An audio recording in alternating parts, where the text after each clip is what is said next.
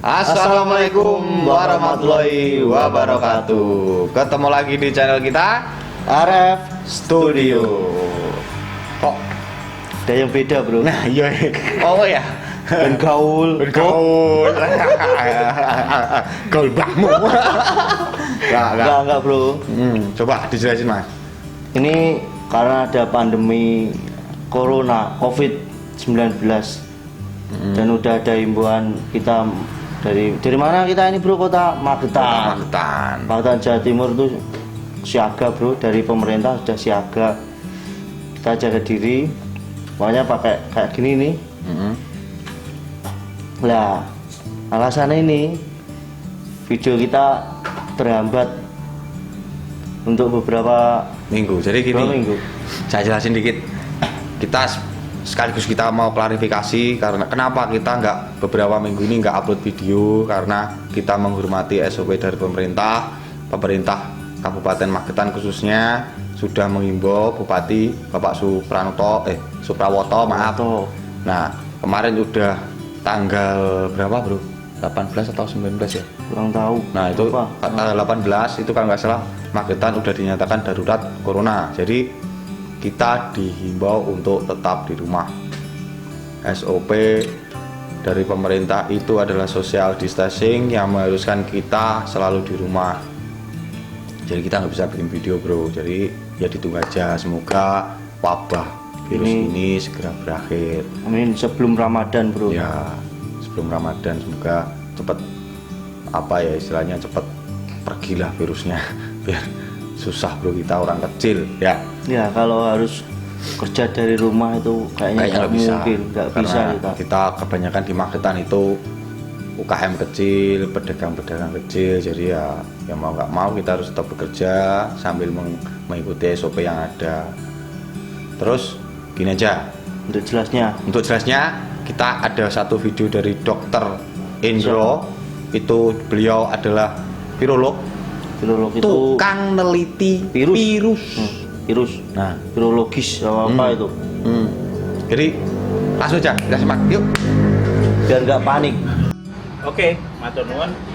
Saya akan coba menerangkan dengan dalam waktu singkat mengenai masalah coronavirus yang sekarang mungkin sedang berjangkit di Indonesia.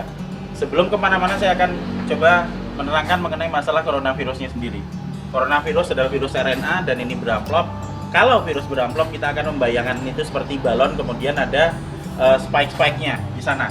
Nah, spike yang di luar ini terdiri dari lapisan glikoprotein.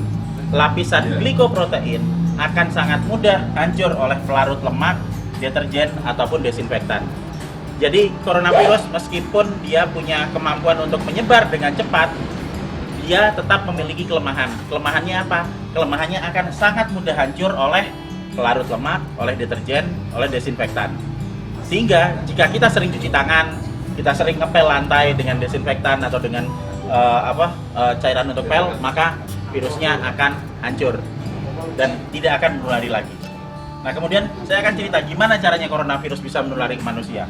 Coronavirus menular ke manusia itu lewat sentuhan dengan material-material yang sudah terjangkit virus pertama, terus kedua pada saat kita berada di keramaian, kemudian ada orang yang mungkin bersin, kemudian kita kena oleh kontak langsung, maka dia akan langsung bisa menulari kita. Tapi sekali lagi kita jangan terburu panik dulu. Kenapa? Karena coronavirus ini tidak seganas seperti yang dibayangkan atau yang ditampilkan oleh media. Kita akan selalu lihat di situ. Sekarang korban coronavirus seluruh dunia ada sekitar di 80.000 sekian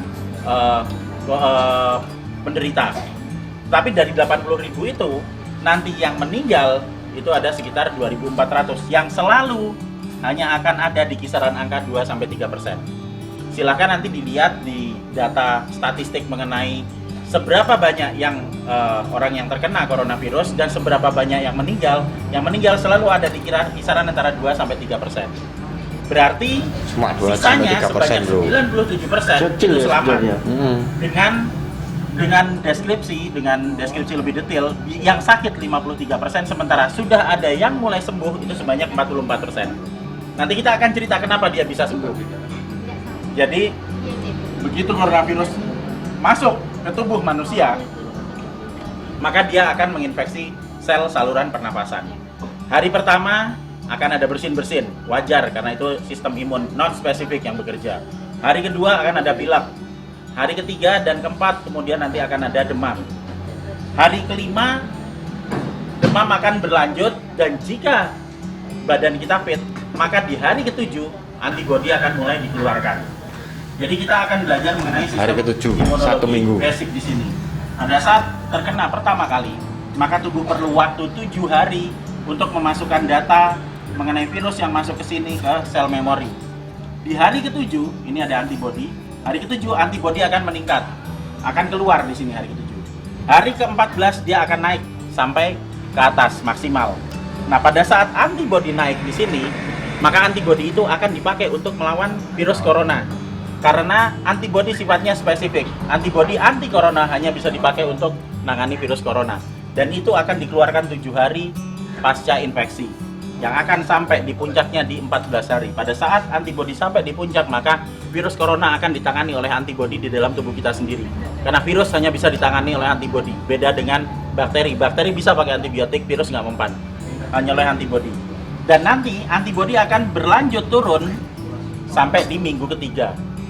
Apa yang terjadi di minggu ketiga pada saat antibodi sudah mulai turun? Berarti infeksi yang ada di dalam sudah ditangani oleh antibodi yang tumbuh dalam kondisi maksimal di umur 14 hari tadi.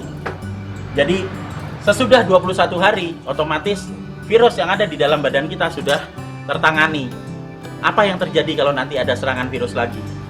Jika ada serangan virus lagi, data yang ada di sel memori akan dikeluarkan, sehingga respon imun kedua akan berlangsung 24 jam sesudah paparan.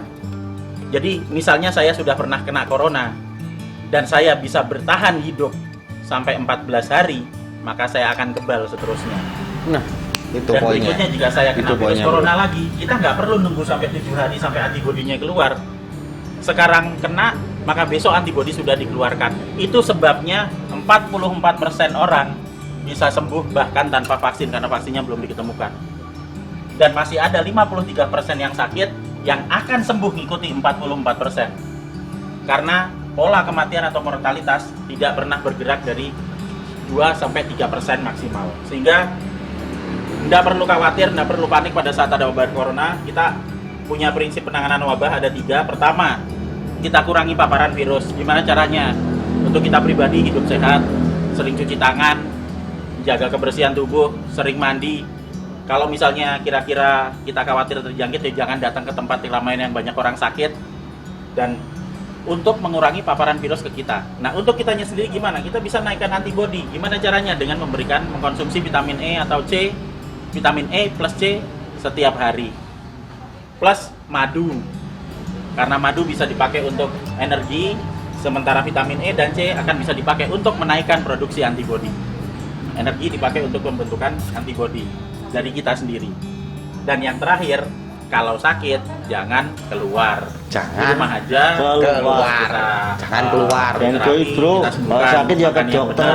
benar, kita melakukan pola hidup sehat, sehingga jika itu nanti sakit atau misalnya katakanlah demam, panas dalam waktu 4-5 hari, itu wajar, nggak usah panik, biasa aja. Kita hanya perlu memberikan vitamin E, C, makan yang cukup, istirahat yang cukup. Nanti di hari ke-7 antibodi kita keluar. Itu juga berlaku buat yang sakit. Sehingga sebenarnya kita semua akan bisa menangani wabah coronavirus ini.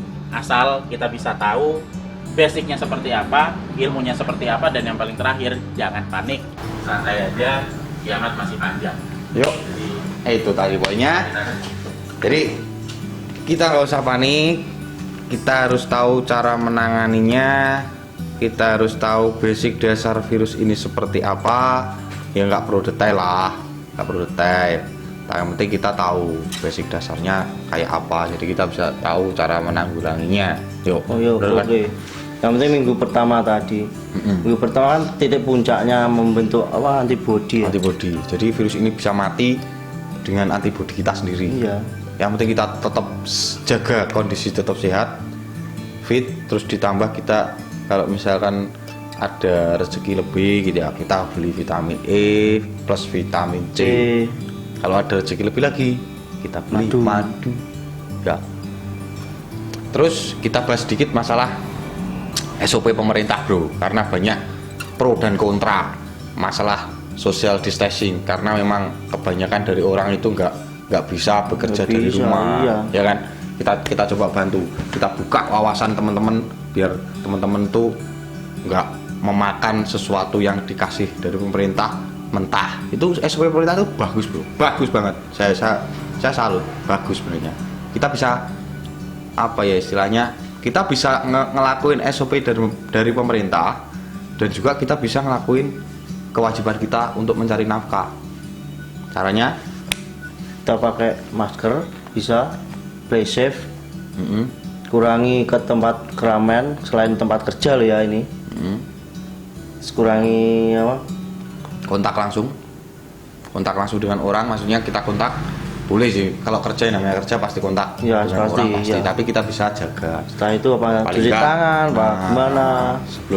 Sebelum atau sesudahnya kita sering-sering cuci tangan pakai hand sanitizer atau sabun. Sebenarnya hand sanitizer sih cuma 30% mengurangi, tapi yang lebih bagus tuh cuci tangan dengan sabun Dan air mengalir ya, mengalir paling enggak. Kita jaga jarak, jangan terlalu dekat, karena penularan virus ini masih belum airborne.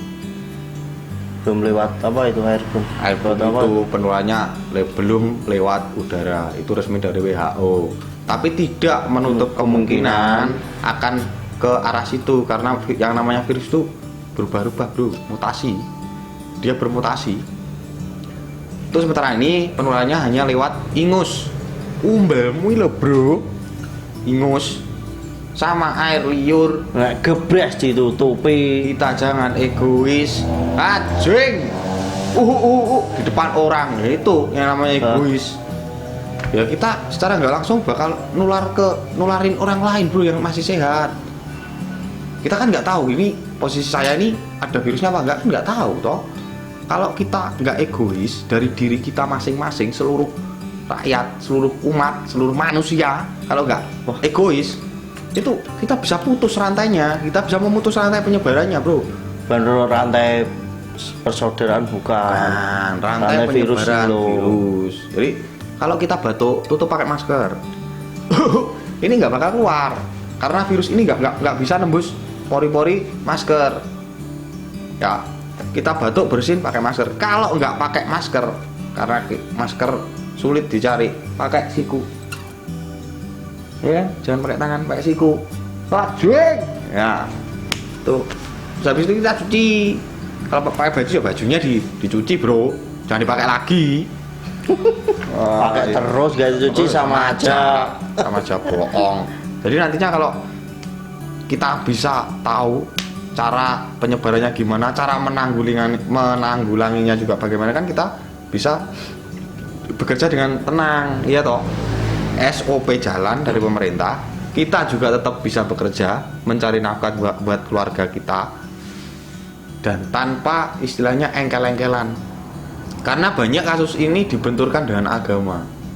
Contohnya, aku gak wedi karo corona, terus wedi karo Allah. Nah, ya ini yang susah bro. Ayolah bro, dibuka pikirannya. Ojo dipangan mentah. Nah itu loh, jangan dipangan mentah.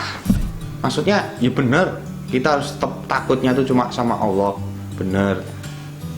Tapi ikhtiar tuh juga kewajiban kita loh, iya nggak? Kita harus sebagai ibadah juga. Iya toh, kita harus tetap ikhtiar, usaha. Caranya yaitu tadi, sudah dijelaskan. Jangan panik, jangan takut.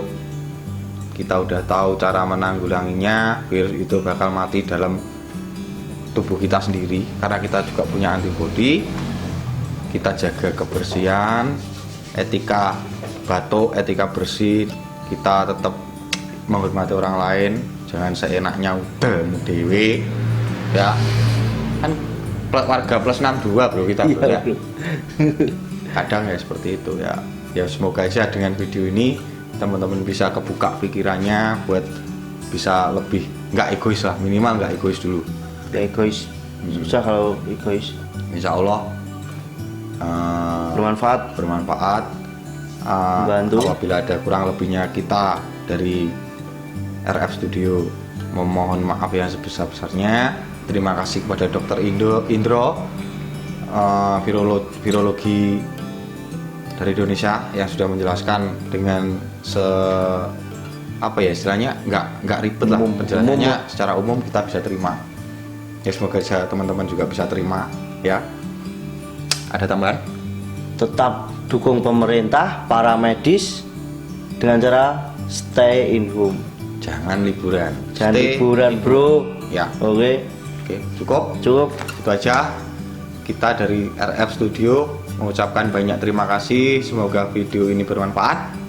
Sampai ketemu di next video Selanjutnya. Wassalamualaikum Warahmatullahi wabarakatuh. See you.